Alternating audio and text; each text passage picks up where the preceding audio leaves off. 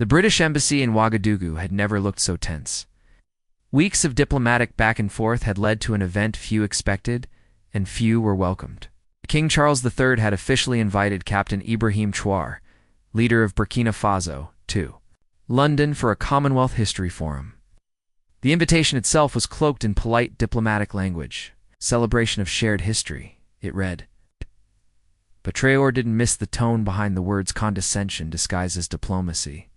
In the international media, the reactions were explosive. Will Traoré bow to the British crown? Asked a BBC panelist mockingly. He doesn't belong in those rooms, tweeted a prominent conservative commentator from the UK. Yet Traoré had accepted the invitation without hesitation. If they want to speak of history, he said during a press briefing, then let us speak the full truth. When he stepped off the plane at Heathrow, the reception was cold, dignified but stiff. British officials greeted him with ceremonial politeness. Traoré responded with a firm nod, not a smile. He wasn't here to perform gratitude.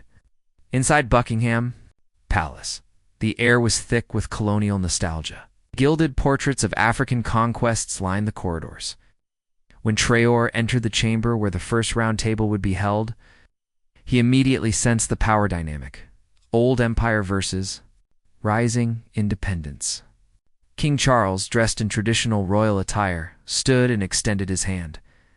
Captain Traoré, he said, voice calm but measured, welcome to Britain. We've come a long way, haven't? Traoré looked him straight in the eye. He said, some of us walked, others stole ships. The room froze. A few diplomats coughed awkwardly. Cameras clicked. King Charles forced a smile. I suppose we'll be speaking frankly today. I don't know any other way, Traoré replied. Outside, crowds had gathered. Some waved Union Jacks, others held protest signs. Africa is not yours and apologize for empire. The stage was set and the world was watching. The round table began with practiced civility. Crystal glasses clinketed. Aides passed silver trays, and historians from Oxford and Cambridge introduced the day's topic. The legacy of the empire, civilization, cooperation, and conflict. King Charles took the first turn. Our past, he said solemnly, is not without blemish. But through colonization came infrastructure, literacy, law. We brought civilization where there was once chaos. Traoré didn't flinch. He folded his arms and waited. When the king finished, the moderator, a respected academic, nodded toward the Burkina leader. Captain Traoré, your thoughts? Traoré leaned forward, voice calm but heavy. You speak of civilization as if it were a gift, but gifts are not taken by force. He glanced around the room. Your empire didn't build roads for us. It built roads to your ports. It didn't teach us law. It enforced obedience. You drained our land, rewrote our names, erased our languages. Now you wear the jewels of our ancestors on your crowns and call it culture. The tension was thick enough to cut with a knife. A few British officials exchanged nervous glances. One historian began to interject, but the moderator silenced him. King Charles took a deep breath. Yes.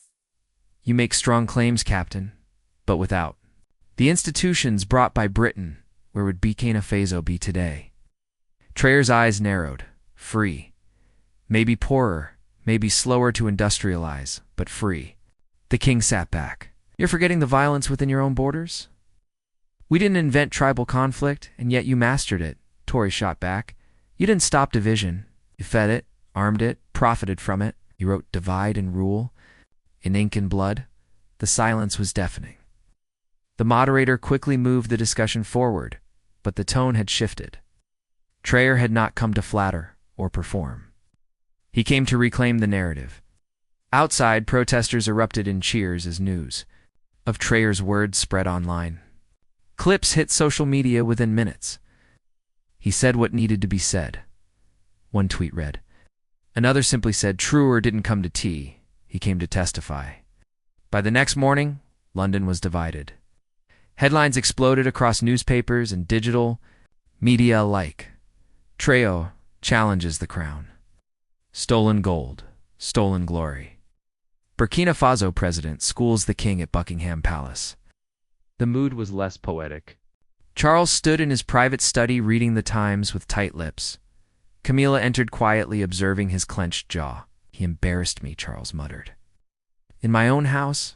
Camilla raised an eyebrow. Or perhaps he simply told the truth. King didn't respond. He was watching a clip on his phone now. Traoré's piercing stare, his calm dismantling of centuries of royal mythology. Every word struck deeper than protocol allowed. Meanwhile, Traoré walked the halls of the old empire with quiet precision. He wasn't smiling, he wasn't gloating, he was thinking. His aide Malik approached with a tablet. "You need to see this," Malik said. Traoré glanced at the screen. Over 12 million views. His remarks from the summit had gone viral across African youth networks and international outlets. Even Al Jazeera, CNN, and BBC Africa ran segments titled "The Return of the Voice." When the empire was confronted, Traoré said nothing at first. Then quietly, "We're not here to make enemies. We're here to end silence." In Parliament, a debate was ignited. One MP demanded an apology from Traoré for disrespecting a monarch. Another, a Nigerian-born member, rose and said, "If telling the truth about colonial theft is disrespect, then we should question what we've built our pride on." The palace issued no official statement. But Charles summoned his private press team and asked a simple question. How do you counter a man who speaks without fear? No one had a clear answer. Later that evening, a BBC host invited Traoré for a televised interview. The anchor tried to corner him with a question dripping in diplomacy. "Do you regret the way you spoke to His Majesty?" Traoré's reply was measured, soft but sharp. "I regret only that we waited this long to say it." The BBC interview spread like wildfire. Clips circulated across TikTok, X, and YouTube Shorts with bold overlays. He said it to the king's face. This man just called out 400 years of silence. Oxford students gathered in impromptu forums to discuss colonialism. Not from textbooks, but from the words of a living leader. In Lagos, Nairobi, and Johannesburg, cafes buzzed with conversations about gold, dignity, and the rewriting of history. But not everyone applauded. At 10 Downing Street, the Prime Minister was less than amused. In a private call to the palace, he voiced concerns about a populist narrative hijacking diplomatic decorum. Charles responded coldly. Perhaps decorum is the luxury of those who were never looted. Meanwhile, in Burkina Faso, Traoré's speech had transformed into something deeper, a movement. His government announced the creation of the Gold Restoration Audit, a multinational commission to investigate mineral wealth taken during colonial rule. Scholars, economists, and legal experts from Mali, Ghana, and South Africa joined in solidarity. "This isn't about revenge," Traoré explained in a national address. "It's about recovery of wealth, of memory, of voice." British tabloids retaliated. Swiftly, the Daily Mail ran with the headline, "Traoré declares economic war on the UK." Talk show hosts mocked his accent, his uniform, even his youth. One pundit sneered, "He thinks he's Sankara with social media." Traoré, however, never flinched. When a Sky News journalist asked, "Aren't you afraid you're damaging relations with Britain?" he looked calmly into the camera. "A relationship based on silence is not a friendship. It's obedience, and we obey no one." Behind closed doors, King Charles found himself at a crossroads. He called a meeting with historians from the Royal Collection Trust. The question on the table was simple. What would it take to return some of the gold? The room fell silent.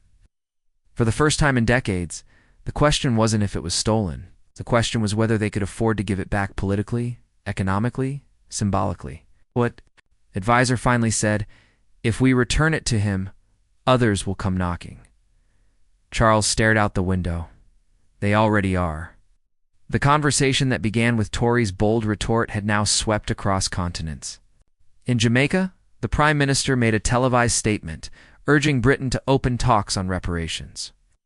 In India, a member of Parliament quoted Tory words, "You stole everything," while proposing a resolution to audit British-era resource extractions. In museums from Brussels to Berlin, curators whispered nervously, "We might be next." Meanwhile, in the British Parliament, an emergency session was held behind closed doors. Conservative MP William Eastwick stood and bellowed, "We cannot allow historical revisionists to rewrite our legacy." Britain brought order, roads, and law. Across the room, a younger MP from Birmingham calmly replied, "We also brought chains, and it's time we face that." As tension mounted, a controversial proposal hit the table. Initiate a Commonwealth-wide dialogue on colonial reparations. No promises, just conversations. Buckingham Palace, however, was growing uneasy. Public opinion polls were shifting. For the first time in years, the monarchy's image dipped below 50% favorability. The Queen Consort remained silent, but Charles felt the strain. Not just from abroad, from inside his own halls. In a quiet corner of Windsor Castle, he summoned a trusted aide. "I need to speak with him," he said. "With President Traoré, Your Majesty?" Charles nodded. "Yes, but not on BBC, not in front of microphones. I need to ask him what he really wants." The aide hesitated. "And if what he wants is something we cannot give?" Charles looked weary, but resolved then, "We admit it and live with the truth." That same week, an invitation reached Wagadugu signed not by diplomats, but by Charles himself. A private summit, neutral ground, no press. When Ibrahim Traoré received the letter, he read it once and smiled, then folded it slowly. The time had come not just for confrontation, but for clarity. Across Burkina Faso, excitement built as whispers of the summit spread. Children in schoolyards reenacted the famous line. Street vendors sold T-shirts that read, "This is our gold." But back in London, MI6 analysts flagged growing unrest in former colonies. Protests, speeches, murals. One report warned, if Traoré succeeds, he won't just shift geopolitics, he'll rewrite history. And for the first time, the British establishment began to understand. This wasn't just a man they were up against. It was a moment. The meeting was arranged discreetly at a secluded estate in Geneva, neutral territory where no flags flew. No cameras waited, and no aides would interrupt. Just two men in the weight of centuries. King Charles III entered first, his gait measured, face taut. Across from him, Ibrahim Traoré stood tall, dressed simply. No medals, no entourage, just a folded notebook in his hand. There were no greetings, only silence, until Charles finally broke it. "I wanted to see the man who calls my country a thief." Traoré didn't flinch. "Your country didn't just steal, it built an empire with what it stole." The words hung heavy between them. Charles exhaled slowly. "You know, I grew up surrounded by maps and portraits of explorers. They called it glory, they never mentioned the blood." Traoré stepped closer. "And now that the blood is screaming from the soil, you want to talk?" The king didn't respond at first. He looked out the window, watching the snow fall gently on the garden. "What do you want from me?" he asked finally. Traoré placed his notebook on the table. "Not money, not apologies crafted by lawyers. I want acknowledgement in front of the world from your lips. Say what happened." Charles narrowed his eyes. "You want me to dismantle Britain's entire self-image in a sentence?"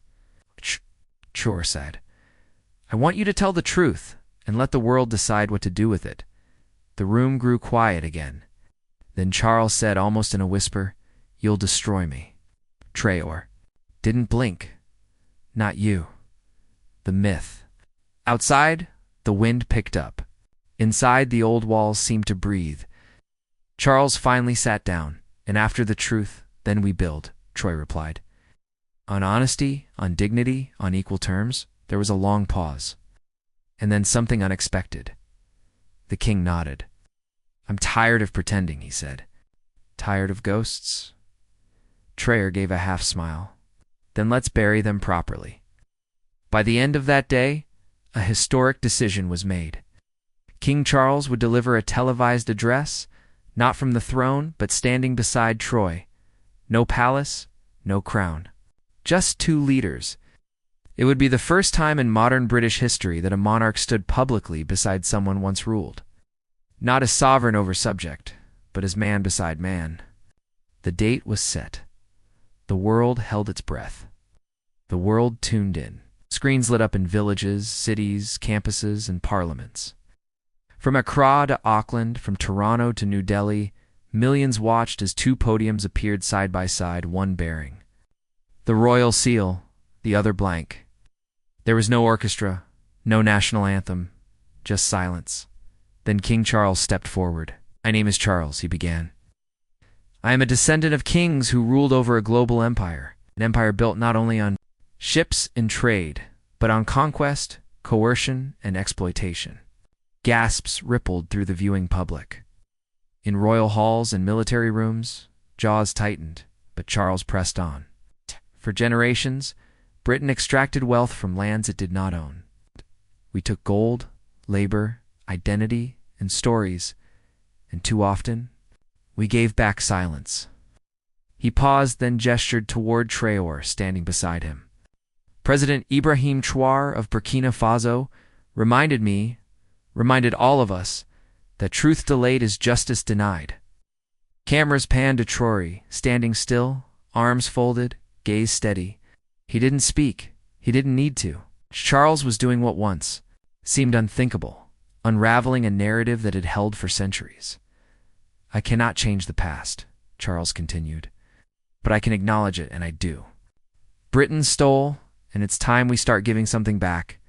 The world went still and then erupted. In Africa, crowds poured into the streets, not in rage but in astonishment. In Brazil, indigenous leaders wept. South Africa, students hugged each other on campus lawns.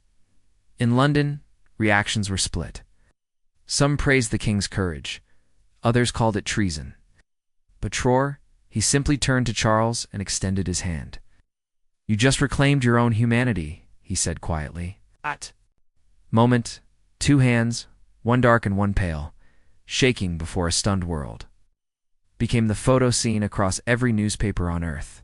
The ##truth has no crown trended for 72 hours straight, and in Burkina Faso, a new mural appeared overnight across the Ministry of Culture's walls. A king without a crown, a soldier without fear, a future without lies. The reaction in Buckingham Palace was immediate. While King Charles had stunned the world with his public reckoning, his own court erupted in quiet chaos. Visors huddled in private chambers, phones buzzed non-stop, and high-ranking officials demanded explanations. "What was he thinking?" one lord hissed, admitting theft. Humiliation on a global scale. Inside Parliament, things were no calmer. Several MPs called emergency sessions. Some labeled Charles unstable. Others argued that the monarchy had finally found a conscience. A small group even whispered about invoking the Regency Act. But the backlash wasn't confined to the UK. In Washington, the White House was caught off guard. The president declined to comment directly, but one senior official muttered, "He just handed China and Russia a soft power gift on a silver plate." Meanwhile, media pundits across the Western world asked the same question. Did King Charles go too far? But amid the noise, Traoré remained focused. In a private interview with The Guardian, he was calm, unshaken. "This is not about Britain's image," he said. "This is about healing centuries of silence. When a wound is ignored, it's fierce. When it's acknowledged, it can finally start to close." When asked if he thought the apology was enough, Traoré's response was sharp. "Words are the beginning. Action is the answer." That week, the Burkina Faso government announced the formation of a new initiative, the Justice Archive Project, a Pan-African alliance to document, research, and demand reparations for colonial exploitation. It would gather data from dozens of African nations and build a case for legal and diplomatic redress. Some European leaders dismissed it as symbolic, but the African Union endorsed it unanimously. And then something unexpected happened. Leaked. Memo from the British Museum revealed internal panic over anticipated demands for artifact repatriation. Among the items feared for recall, the Asante gold, the Benin bronzes, and sacred manuscripts taken from Timbuktu. Traoré had not spoken a single threat. He had not raised his voice. But Britain's institutions were bracing for a wave they could no longer stop. And in the middle of it all, the soldier from Wagadugu stood quietly, not as a provocator, but as a mirror. The reverberations of Traoré's stance and King Charles's confession extended far beyond royal halls and diplomatic cables. Across Africa, something deeper was unfolding, a generational awakening. In schools from Accra to Kigali, students debated colonial history not as passive listeners, but as architects of a new narrative. On social media, hashtags like #RestitutionNow and #WeRememberEverything trended for weeks. A museum in Segal displayed a bold new exhibit, The Looted Century. A placard at the entrance quoted Troy, "To return what was stolen is not charity, it is justice delayed." In London, anti-monarchy protests gained new momentum. Young Britons carried signs that read, "Not in my name, accountability begins at home. The sun has set." Meanwhile, Charles retreated from the public eye. For weeks, he avoided public appearances. Tabloids speculated about his health, but insiders knew he wasn't sick. He was shaken. In a quiet moment inside Windsor Castle, Charles met with his most trusted historian. "I thought truth would bring peace," he admitted, eyes weary. "But perhaps I underestimated how much the world fears honesty." The historian, an aging scholar with years buried in dusty records, responded gently, "Your Majesty, truth doesn't bring peace. It brings clarity. What we do with that clarity is where peace begins." Back in Burkina Faso, Dor faced his own questions. Foreign investors grew uneasy. Some diplomats pulled back from scheduled visits. Critics warned he was risking economic isolation. But the president did not flinch. Standing at a podium in front of his cabinet, he addressed the uncertainty hidden. "Let them worry," he said, "because for once they see a nation not asking but